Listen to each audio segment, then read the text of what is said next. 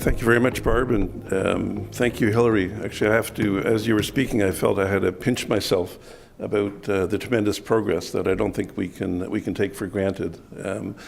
It's just enormous, and obviously this work would not have been possible with a lot of partnerships. Actually, my presentation might have come before yours because I'm going to be probably going back in history, looking more at sort of the context of this work and what we know and what we've learned. And a lot of what I'm going to be talking about really wouldn't be possible without the Canadian Labour Congress, without the work of Vicky Smallman. And also I want to single out Barb McQuarrie, who's a very humble individual.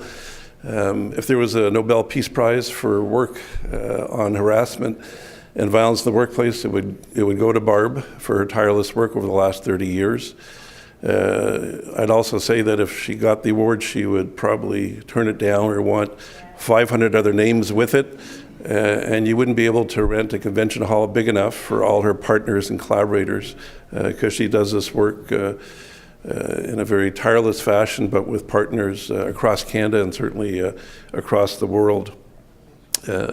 She's in our office. We know how tireless she is because almost any conversation you have with her turns out to talk about domestic violence in the workplace. You talk about the weather, and she said, "Have you heard about new legislation coming in this province or that province?" So she talks nonstop to anybody who will listen, and she also talks to people who won't listen, and it's quite remarkable. I do want to reflect on how far we've come and Hillary's presentation. I'm an elder in the room, and I started this. I started working in this field some 46 years ago as a young psychologist working with the London police. We had a crisis intervention program. The police hired in London, a very innovative police chief hired 5 mental health professionals to help respond to domestic violence calls because they were second only to motor vehicle accidents, the most common request for police service. So we all had unmarked police cars, police radios, and we went to counsel victims, perpetrators, and children. And back in those days, there were no shelters. Very few perpetrators of domestic violence got charged. There was very few programs for victims, for perpetrators, for children growing up with violence. And so I look at this picture and I remind myself, what did I know back then and what do we know now? And the work has just been enormous. We've learned that this is an enormous problem across, not only across Canadian society, but across the world. And we know the solutions are not quick fixes. In fact, the solutions require a lot of work related to accountability, to healing, to providing support for victims, for perpetrators, for children living with violence. We know how important that is in terms of dealing with the next generation. So the work is really complex, and to me, one of the biggest breakthroughs has been dealing with domestic violence in the workplace. In my going over the last 46 years, to me, the first breakthrough in the field as services began was the emphasis on prevention. And now across Canada, it would be hard to find a high school or a university that doesn't have a violence prevention program dealing with dating violence and sexual violence. It's now, in our local school board, we have violence prevention and healthy relationships integrated into the school curriculum. It's impossible to be a high school student without dealing with these issues. And to me, the workplace represents the next important breakthrough where everybody is talking about these issues, and there's an incredible openness to start to address these issues. Actually, Barb and I have given presentations at many different workplaces. Actually, a couple years ago, we had the honor of being invited by the Toronto Blue Jays to talk to all their staff about domestic violence and sexual violence in the workplace. And you think, like, why does a baseball team want to know about that? Well, they gathered 400 people, anybody from groundskeepers, security, anybody working in the system, from players to administration, and they put them in small groups for discussions about the importance of domestic violence in the workplace and what it takes to be part of a caring work environment. And there was an incredible response. I know the employers were a bit nervous in doing it. You know, when you start these discussions, where are they going to lead? How many disclosures come? What's the fallout? What are the implications? And in fact, the workplace, the employer was very pleased, and the employees spoke very openly about things that they'd experienced. And most importantly, they talked about their role as friends, family, parents, what they needed to know more in dealing with these issues on a daily basis. So it was very rewarding and important experience, and it reinforced the importance of dealing with this issue in the workplace at a very deep level in terms of universal and primary prevention. We've learned a lot about these issues from tragedies, and I do want to reflect on lives that have been lost to domestic violence, and particularly the lives that have been lost that are connected to domestic violence that was known or ought to have been known within the workplace. And I always draw an analogy when I talk about this sometimes. I have 4 boys, and sometimes I've come back from my work looking at a domestic homicide. And one of my sons said, you know, how can you do this work? You know, why don't you get depressed? You know, why don't you get a different kind of line of work? Why don't you do something more uplifting? Open a small restaurant. Do something different. Like, why do you do this work? And to me, the best analogy I had in explaining it that day to Aaron, I said, it's like looking for the black box after a plane crash. You want to know what happened, why it happened. And we're all dealing with this now as you watch the news about Boeing 737s, MAX 8s.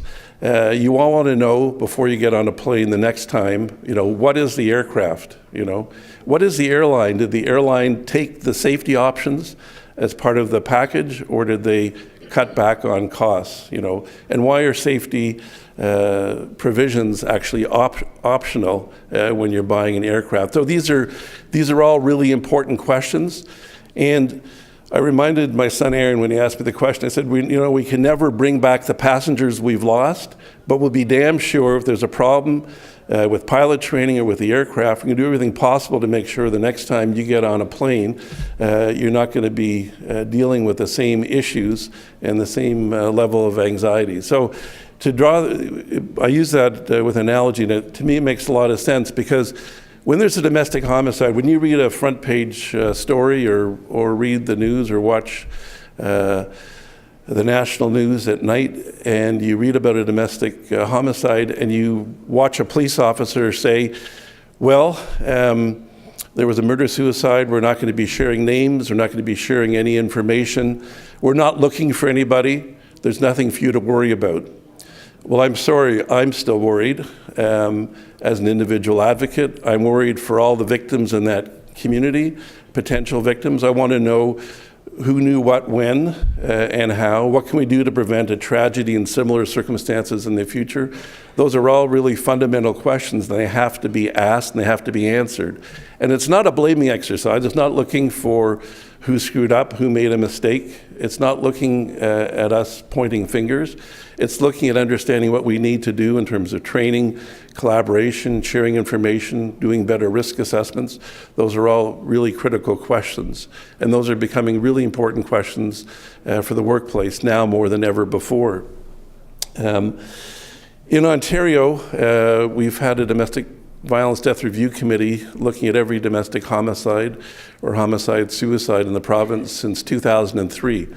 Actually, today in Canada, there are 7 provinces that have domestic violence death review committees. So this is now work that's happening from coast to coast to coast, and people are asking these questions more and more rather than forgetting that these things ever transpired. If you look at some of the information that's from Ontario, we're dealing with many homicides, dealing with also homicide-suicides. And most importantly, you'll have a copy of these slides and you can look at them at your leisure. I'm just going to be covering some of the highlights.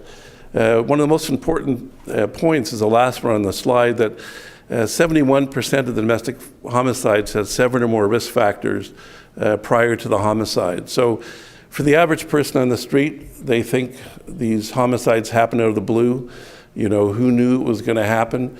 The reality is there's usually many warning signs known to friends, family, neighbors, and in some cases, the workplace and co-workers.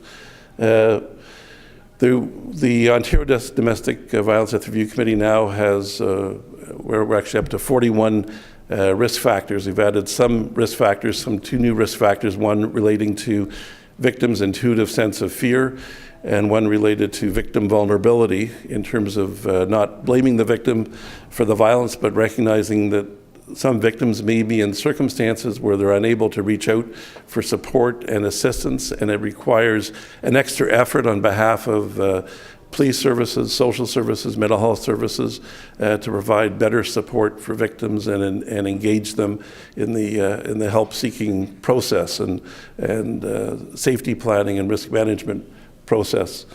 All of you in this room know, as well as I do, the number of risk factors and what they are, but for those of you newer to the work, there are repeated risk factors that we often, some of which we know and some we don't think about. Obviously, a prior history of violence, separation, stalking behavior, which is critical. The one I'll point out, depression, that we find the vast majority of perpetrators of domestic homicide are dealing with depression, but nobody understands the risks they present. They see them as sad, they worry about suicidal ideation, but they never ask questions about homicidal ideation. So there's a lot happening, certainly in Ontario, raising these issues with mental health professionals about understanding depression as a risk factor, certainly in the context of prior history of violence and a separation.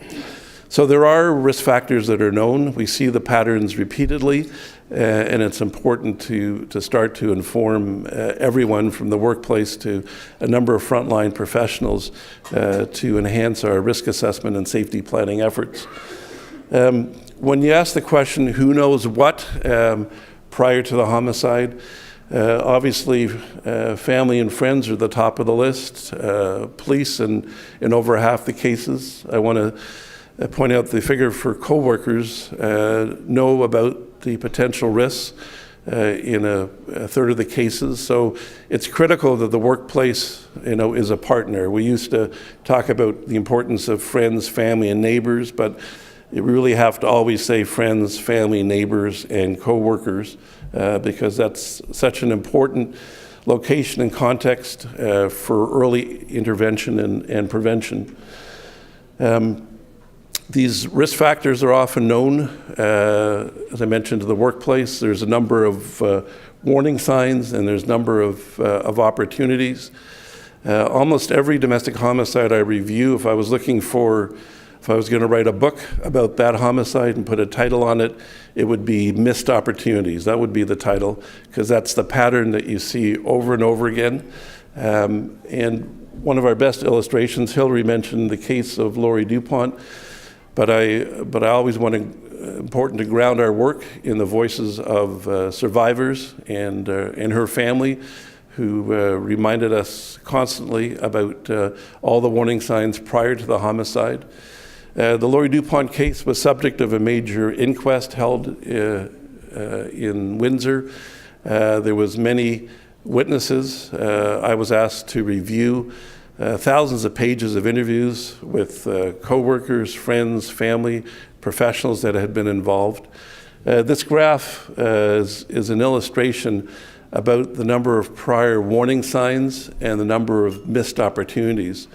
And this graph is accumulative, and the important point is that over a 2-year period, Lori Dupont was threatened, harassed by her ex-partner in the workplace. He was a physician, she was a nurse. She was eventually killed in her workplace.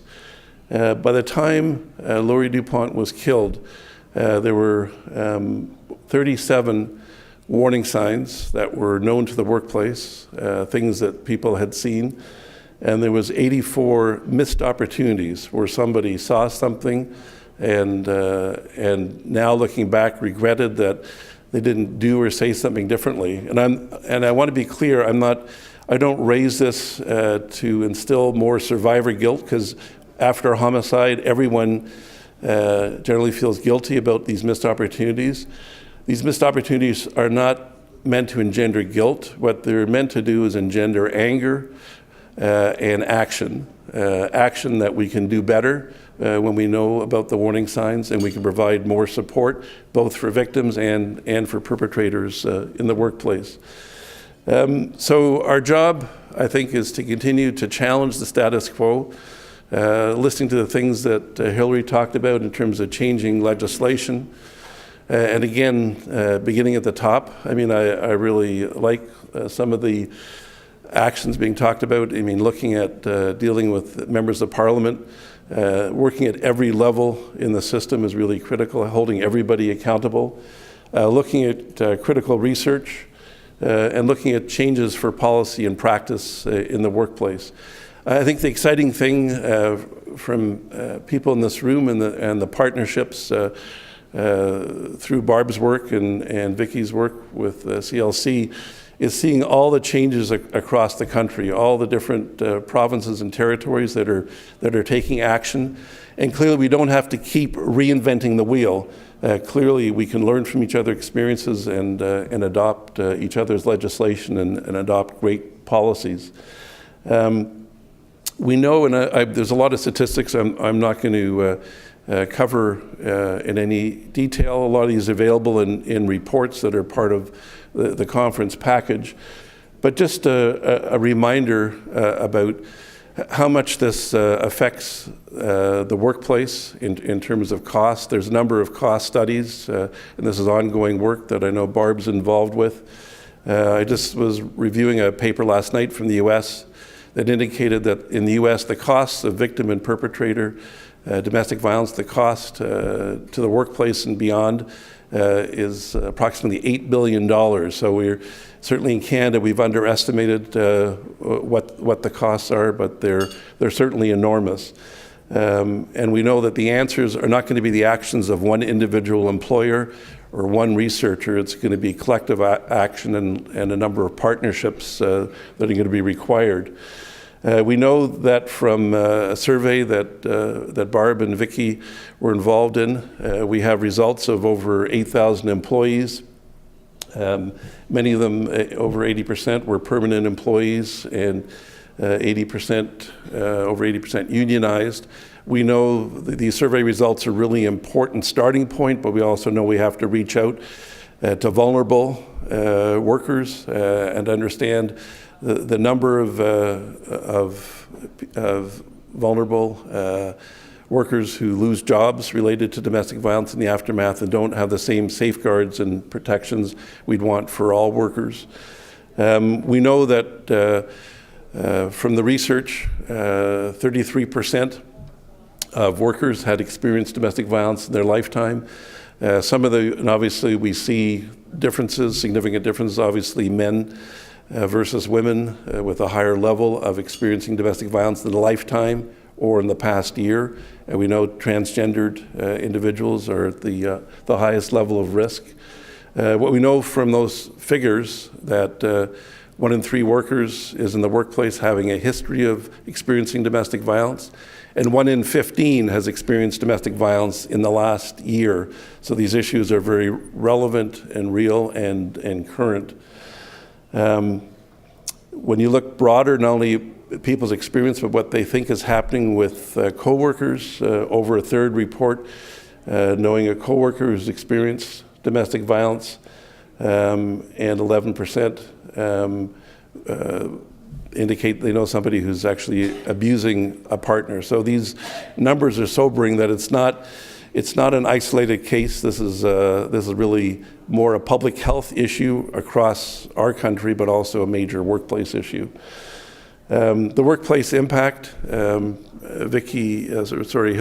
highlighted some of this work, and Vicky and Barb in their study indicated how many people are affected on a daily basis in terms of harassing behavior, and over 1 in 12 lost a job related to domestic violence. So hearing about the new legislation and some of the workplace protections is really very encouraging and very important. the impact goes without saying. I think one of the things I wanted to move ahead to is that there are some encouraging signs that people who did speak to someone in the workplace did get support. So in our survey, some of the findings that you'll look at in greater leisure talked about, the vast majority talked about the employer being supportive, and even a greater majority talked about the importance of the union in their workplace and the support that they received.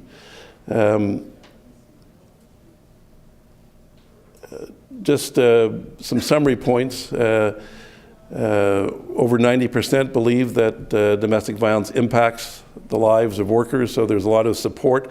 So when we're looking at changes in policies and practices and training, these are things that would have a great level of support in terms of employees' recognition of the importance of the issue. Let me talk about, in the interest of time, and I want to make sure that we hear from the rest of the panelists. I just want to talk about some of the emerging things that we haven't talked about and we need to do a better job talking about, and that's the issue of helping abusers. In your package, there's a great summary of a study that Katrina Scott from University of Toronto took the lead on. And it's a very compelling study. It deals with a survey of over 400 perpetrators of domestic violence, looking at how their domestic violence impacted the workplace. Over a third of them said they used their workplace time to annoy and harass their partner or ex-partner. 45% said it had affected their employment, and almost 1 in 10 talked about the fact that they were involved in activities that endangered themselves or others in the workplace. So these are significant impacts. The one challenge we have, and the thought that I'll leave with you is how do we talk to the abusers? I think we've done tremendous work, certainly over the last 30 years, thinking about talking to victims and survivors. We've enhanced counseling services. There's a high level of skill in dealing with victims and thinking about safety planning. But for most of us, particularly for men, it's very difficult to talk to abusers about how you actually engage in this conversation. How do you talk to men about these issues? And I think it's important to point out that any workplace program is really not ever intended to become a witch hunt for looking for all the bad guys and firing them. That is not the intent of new policies and practices. It's looking for abusers who desperately need to be held accountable, need support and help to change the behavior and save themselves and their families and avert tragedies. So that's the nature of the work. And I was going to ask, with the help of the IT supports at the back, just play this short clip, which is really a compilation of some of the cases that we've been involved with and different perspectives about talking to men and how we start this conversation. Jim's always been kind of an edgy guy, and we're not that close. I mean, I don't really know him that well. This one time he was working up on the lift, and he dropped a bunch of pallets, and they just came crushing down, and it literally missed a bunch of the guys working down there. And once the accident happened, I had to investigate, and I did. And basically, he was on the phone to his wife almost constantly. He was phoning her from the lunchroom, from the corner of the shed. He was texting her on the forklift, and it was nonstop. It's hard to talk to a man at work about his personal life. So basically, I told him I thought he was harassing his wife, and that I was worried for his safety, and I didn't want him to lose his job. So I went and checked out this program, and it's made all the difference at home and at work. It's a new world that I'm trying to create for myself and for my family and for my workplace. But I'm working on it. I'm working on it.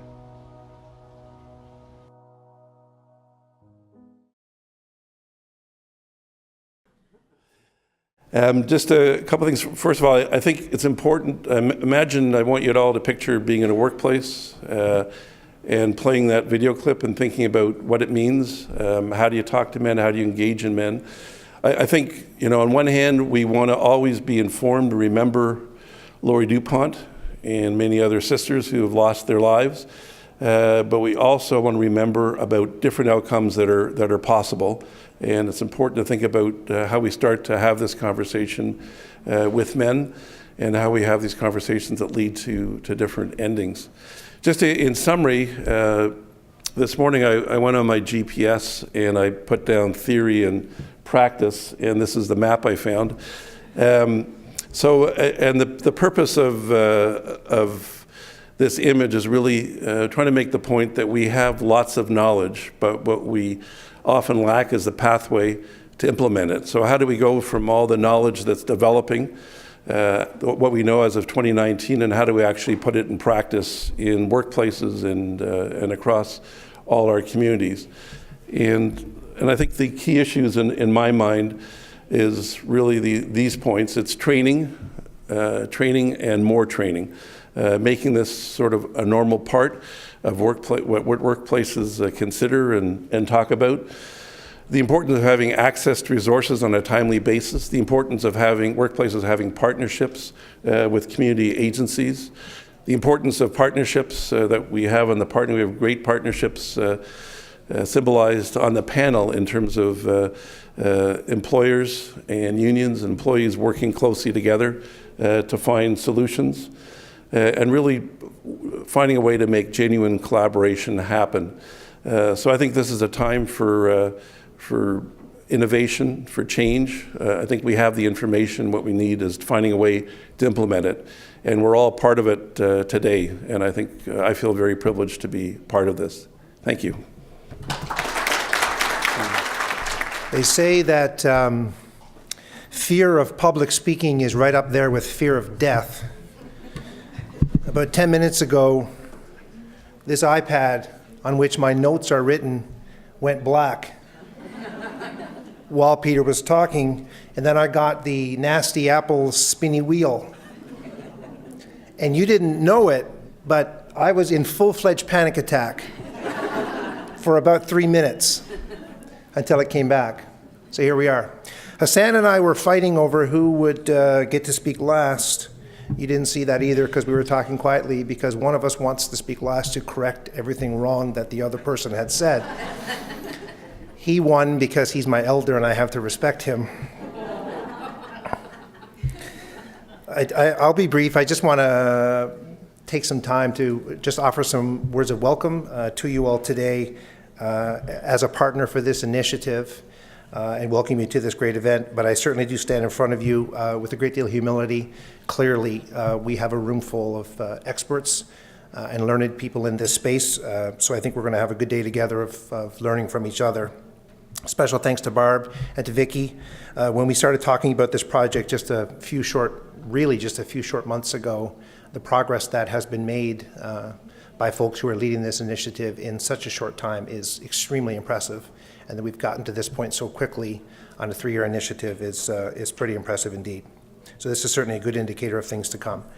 For those of you who don't know, just want to tell you a little bit about who we are. So FETCO, as Barb indicated earlier, does stand for Federally Regulated Employers, Transportation and Communications. That is a mouthful, so we have shortened it to FETCO. We are an association of employers, been around for about 30 years. Many people don't really know who we are, but we represent employers in the federal private sector. So for those of you who don't read the Constitution, as some of us nerds do, there are federal and provincial responsibilities, and the way things have been divided, about 10% of the Canadian workforce is captured within the federal private sector, so about 900,000 employees. And FETCO members, the employers that I represent, encompass about 2/3 of all those employees. If you add the FETCO membership with the membership of the Canadian Bankers Association, you cover probably 80 to 90% of all the employees in the federal sector. So in terms of the employer voice, FETCO and the CBA is quite involved in many of the initiatives that the government puts forward as it relates to the workplace. So we become sort of a key stakeholder in representing the employer community on issues such as this. Our members are household names. You can certainly see who they are on our website. We have had some of our members, because we are a participatory body. I am the sole employee of FETCO. Our members are highly engaged in the work that we do. So the advisory committee for this initiative, we have some of our members from our member organizations that have stepped forward, from WestJet, from NAV Canada, from the Maritime Employers Association, and from the Canadian Nuclear Laboratories, folks that have stepped up to sort of be a part of this initiative. So just a bit about tripartism and the tripartite model. Last night, Dr. Pillinger spoke of, the importance of the social dialogue and all the parties coming together to represent their interests from their respective stakeholder communities. And I'd say that in Canada, particularly within the federal sector, we have very, very good experience in this space. Just lots of initiatives on which representatives from the employer community, from the organized labor community, and from government come together, collaborate, consult, and come to agreement on key issues. And to be frank, what I say to people is we generally agree on 90% of the issues, and then we fight a little bit at the margins.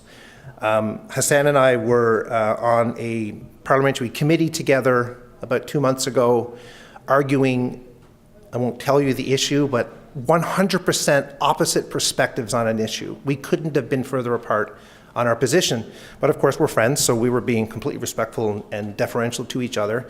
And the chair of the committee, who was a Liberal MP, seemed a bit exasperated, and he looked at us and he said, if you guys are such great friends, why can't you just work this out?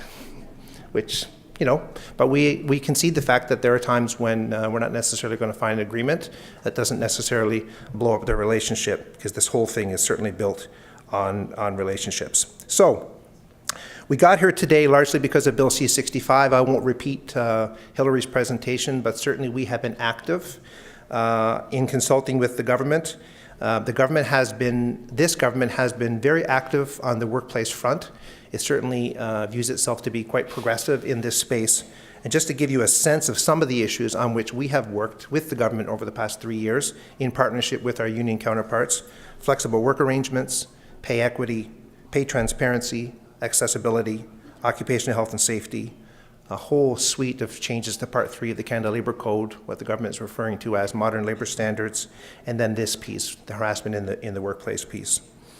So this informal consultation on this particular bill began back in 2016, and I'll tell you, to be honest, when we met and started the initial consultations, it was quick. It was pretty obvious that all in the room were in agreement that collectively we needed to get better at managing our way through harassment in the workplace, and harassment complaints. Certainly, I can speak on behalf of the employers that I represent. Some are quite proud of the processes that they have in place, but do concede that there's always areas for improvement. So what we did in the early days of this conversation was very quickly come to agreement to the basic construct of what this bill would look like, and the bill that Hillary presented to you earlier is largely reflective of agreement that was made at that consultation table. Clearly, everybody didn't get everything that they wanted. That's not the real world, but we certainly came up with a piece of legislation that generally I think the stakeholders believe is a step in the right direction. So funding, of course, was set aside under C-65 to implement the bill, which is why we're here today. So when Barb and Vicky reached out to me on behalf of FETCO to partner on this initiative, we obviously very quickly agreed and thought it was a brilliant idea. So we're very pleased to be a part of this work. The one thing I want to say before I finish and give the floor to Hassan is just to recognize that from our perspective, we're not really at ground zero on this initiative. Pretty proud to say that I represent a group of employers that are quite progressive in this space and in spaces like this. I mean, many employers have comprehensive employee assistance programs. Many have comprehensive mental and psychological health programs. We have workplace harassment investigatory processes for which people are quite proud. Collective agreement leave provisions which could be applied to instances where domestic violence occurs. Last night we heard of the women's advocate role through Unifor. Some of our members have negotiated with Unifor to have that role in their organizations. And of course now we see the paid domestic leave that the government has recently passed.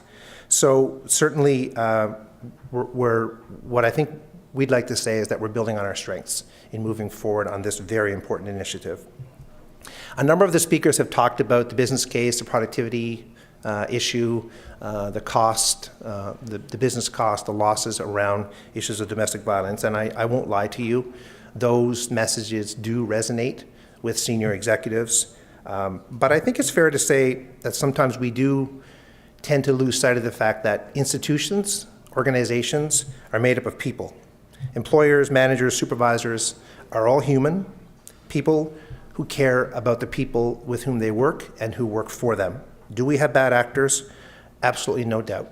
But I want to believe that in the Canadian context, this is a minority. More often than not, we think there are people around people who genuinely care about their colleagues and the workers in their organizations, which is why I think this is an important initiative. But I'm not going to lie.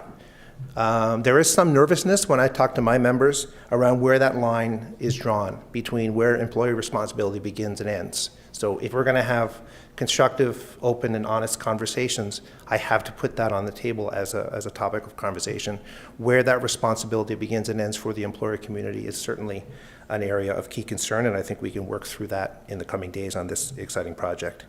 So excited to be here today to build on our strengths. I think we're going to have a good time of sharing best practices, learning from other jurisdictions, which started last night, and ultimately develop those practical tools and training, as Peter acknowledged, to assist those who are already alive to this issue and to bring those along who have not yet become alive to it. So just want to thank you for being here, and certainly on behalf of the employer community, look forward to taking this journey with you all. Thanks.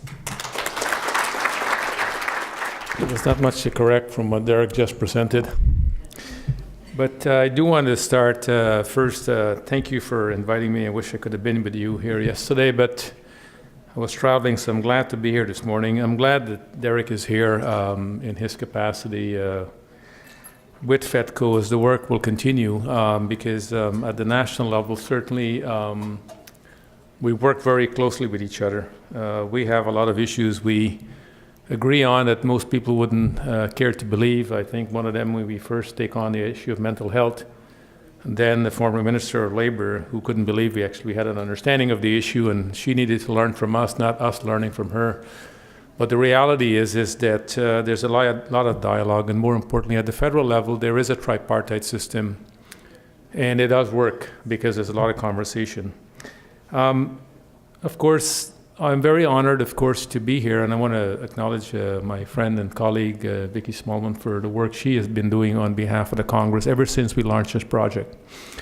I have to say, when we first began to do the survey and subsequently receiving the results, I was quite shocked, first of all, how many of our members actually participated in the survey and the findings, because I didn't expect that to be the reality at the end of the day. And of course, the minute the survey was done, of course, the debate internally, what are we going to do about this? And it certainly, for me, as the president at the time, trying to recognize that we had a role and responsibility to lead on this very important issue. In reflecting, of course, we're nowhere close to where we need to be in terms of what we want to accomplish, but what we have been able to accomplish in that short time is truly as miraculous. And I think a large part of that goes out to the activists in the movement, a large part who are women, but more importantly, those who've been pushing the agenda to say we've got to take this on, and we've got to continue to make this a priority of our movement in terms of resources, political leadership, but equally so collective leadership of how we're going to make a fundamental difference. So the partnership with Western University, of course, allowed us to take that idea and conduct some very powerful research, I thought, at the end of the day, that how we can shift attitude, encompass legislation, and being supportive of workers across the country. The momentum, of course, on the issue has been unprecedented in our movement history. I don't think there's been a time where we've taken on an issue to try to get legislative coverage for that issue from coast to coast. Have been this, I think, a fast in terms of our own history. I was telling the story most recently to somebody. I said, it's about almost 5 years, I think we're going on 5 years since we started this work, that when we started, there was no legislative protection for domestic violence in law. There was some, certainly in the Ontario provision, but it didn't include paid leave. And how far we have gone across the country, I think there's only 4 jurisdictions left for us to conclude truly a coast-to-coast coverage. 2 are territorial, and of course 2 are provincial government, both BC and Alberta. Alberta has it? Yeah. Okay, well, there we go. I must have missed that. Okay, BC anyway, I know they're going to amend their code very shortly. They're looking at that provision of the code, and I'm hoping by sometime this spring we'll see when the minister table his legislation, hopefully will include. It's only fitting to, of course, to point out that the work expanded in a collaborative way to include, of course, employers. I'm so proud, of course, the work that our affiliates have taken on at the bargaining table, of course, in taking this and taking back into the workplace, where it really matters, I think, at the end of the day, and how we can actually change attitudes. We can work together, of course, to help keep people who experience domestic violence safe and to support them at work. I'm going to, of course, to focus what we've been able to be doing, of course, since the survey result. The survey, of course, was the start of a conversation, both in the Congress, but I think also in our labor movement. And one, of course, we need to have within our movement, with employers and also with government.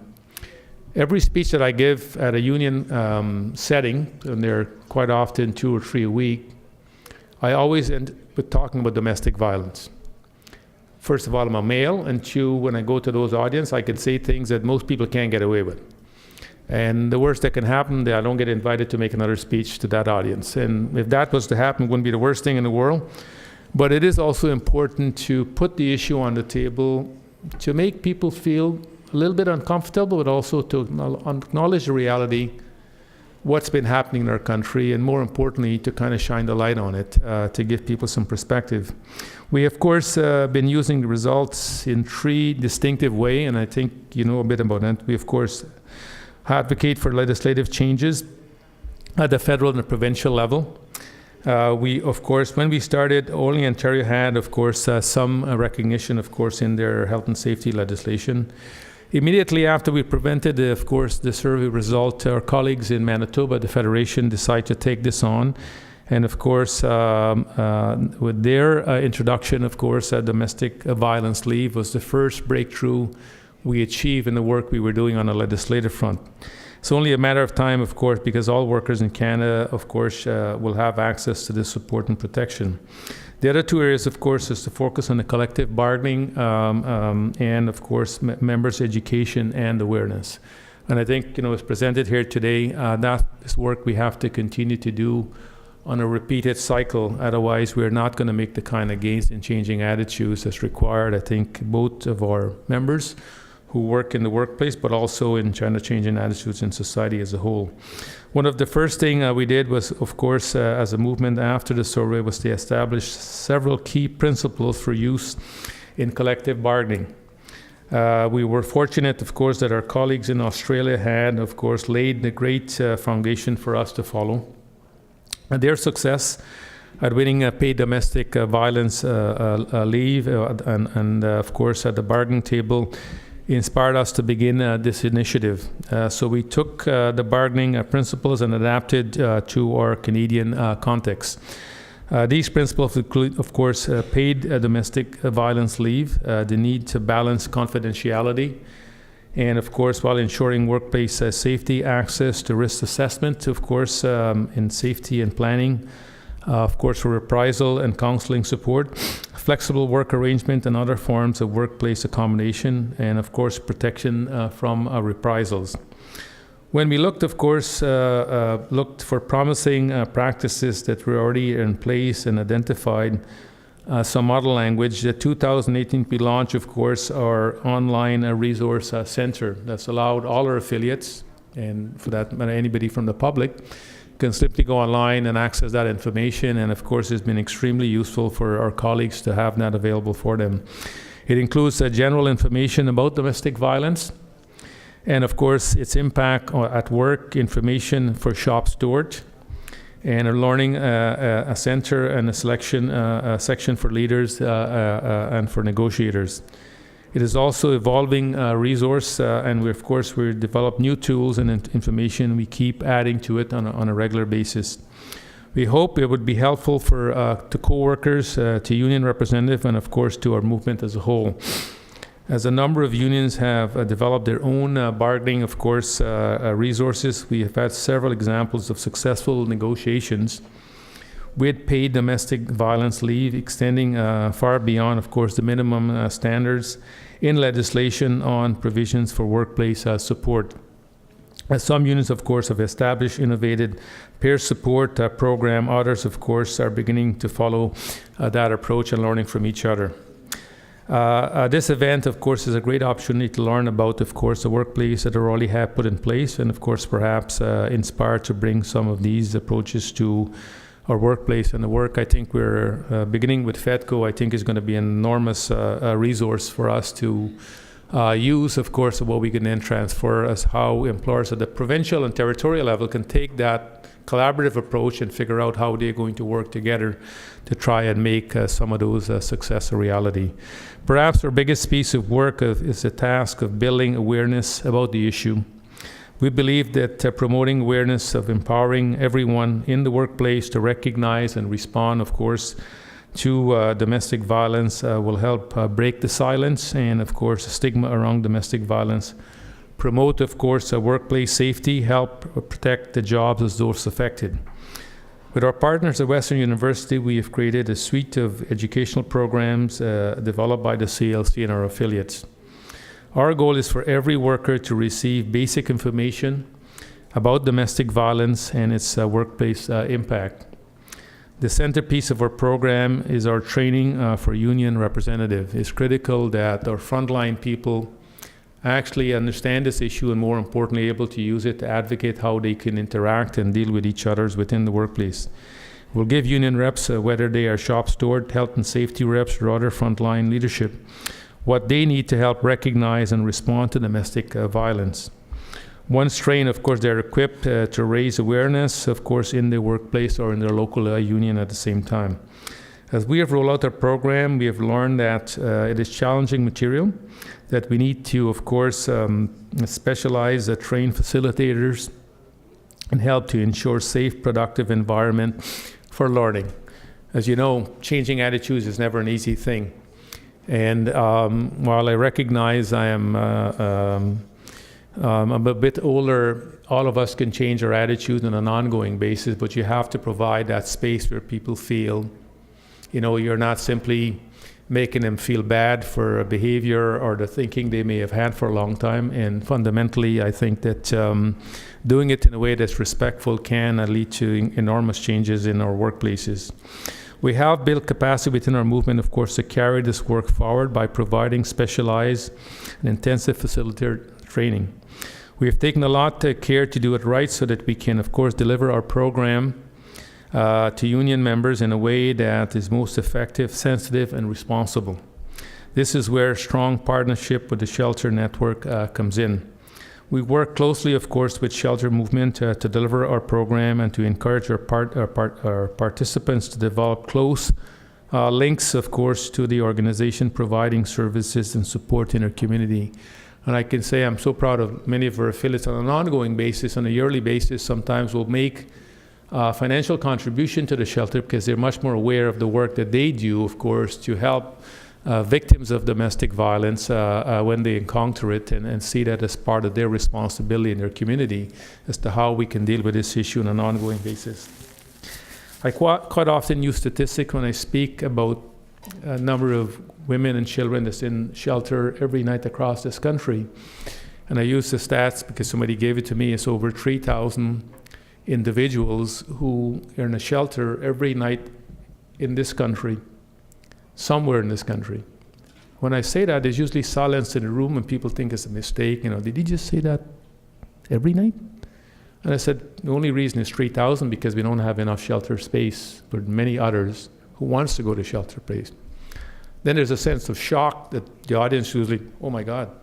And I said, yeah, that speaks volumes to the reality of something that we don't think exists, that does exist, and more importantly, how we can work to try and change that. So this is a part, I think the partnership with Shelter is very important because it allows our movement to learn from what's happening, and of course, the individuals who are using Sheltered as a safe place. But I think it also brings into reality, this is happening in their community. It's not somewhere else, it's right in their own community. All we've got to do is open our eyes and we can see and learn exactly as to who those people are. Of course, we're excited about the partnership with FEDCO because I think it's going to and Western University. There's much more to learn on this issue. Only through productive collaboration with employers can we ensure that everyone in the workplace understand the dynamics of domestic violence and the impact of work and workplace safety. We want our workplace to be prepared. People should know what to do if they recognize the warning signs or risk factors, where they can go to get support and advice and help at the same time. We want workers who are experiencing domestic violence to feel confident, of course. They can turn to their union, to their employer for assistance if they need it, and before a situation becomes too dangerous for themselves or their co-workers, or before their job is at risk at the same time. We understand the economic security is absolutely necessary for women seeking to leave a violent situation. And this is a point I always focus on. Why do we need paid domestic violence leave? We know through statistics, women still haven't yet to have equal pay for equal work of men. And the economic cost for this societal problem should not be a burden of women anymore. And that's why we need paid leave, because if women need to take the time off to do all the things they will need to do to deal with domestic violence, I think that's a responsibility of society. And we have to ensure that legislation actually provide for that. Otherwise, women will be even further disadvantaged if they're asked to take the time off, of course, to go and seek the kind of help that they need for themselves and their family. And of course, lose pay while they're doing that at the end of the day. I think it's a small price for us to pay. Statistics suggested very clearly, despite the fact where they are very bold legislative leave, paid leave that is, a small percentage of people actually do take that leave in totality. They only take a small part of it. It may be an hour, it's maybe a half a day or something less than that to go and deal with the situation to begin with anyway. We want, of course, our workplace and people, to recognize the warning signs, and this is what's important. We understand, of course, paid leave is an important form of support, but perhaps even more important, the knowledge that you're not alone when you're encountering this. I want to close by taking, of course, a minute about why I feel strongly about this issue. Our domestic violence issue has galvanized our movement in a way that I never thought was possible. And I think a large part of that because of the activists and many of our leaders who recognize this is a really important issue. It has really connected people to a very important issue for too long that we were not prepared to talk about. Perhaps this is a reflection just how widespread domestic violence is in our society to a large extent. We can all, of course, find some way to bring our personal stories to our friends, to loved ones, and to this conversation quite often. Our project has given, of course, all of us something really concrete that we can do. We can fix the problem, but we can also take small steps to help keep people safe at work, help them, of course, feel supported, and help them keep their jobs safe at the same time. And this is a powerful thing. Although any person experiencing domestic violence, we know that women are the vast majority of the abuse, and men overwhelmingly are the perpetrators of domestic violence. I say that quite often. I think it offends some when I say it quite often in the audience, and it's the truth. It's a reality, and I say it because I want my men colleagues in the room to recognize that we all need to take greater responsibility how we challenge when we hear things that we know that are wrong, that needs to stop, and more importantly, how we put ourselves out and say we're not going to accept those kinds of behaviors anymore in that capacity. I also reflect on the fact that I have a young daughter who's 10 years old. Someday she'll grow up very shortly to be an adult. I hope in her future that domestic violence is not part of her life, but I know it ain't gonna happen simply by her father remaining silent or not prepared to use the perch that I have to talk about something in a very candid way. Because I always believe if you can't even acknowledge a problem, you'll never go about solving it. The first thing is to acknowledge there is a problem, and secondly, we can figure out what the solutions are that we need to bring. The only way I could think we're going to end domestic violence against women and domestic violence is for men to take action and to say enough is enough. It's time for men to step up and to be in the forefront on this very important issue. We have to hold each other accountable for our behavior, and we need to be ready to support women and other target groups of abuse that come forward. As a male leader, it is my responsibility, of course, to walk the walk and talk the talk. I hope you find today's discussion informative and inspiring. This is the beginning, I think, of this project. So today we lay the foundations of the work ahead. And I'm confident that by working together, we can, of course, break the silence and, of course, the isolation of domestic violence it creates, and help, of course, keep everyone safe. The last thing I would end, of course, is something that Derrick talked about and was acknowledged earlier. For the first time in the history of our country, the workers who work on Parliament Hill have the same rights as the code provides for workers who were under federal jurisdiction. Up until very recently, workers who worked on the Hill didn't have the same protection.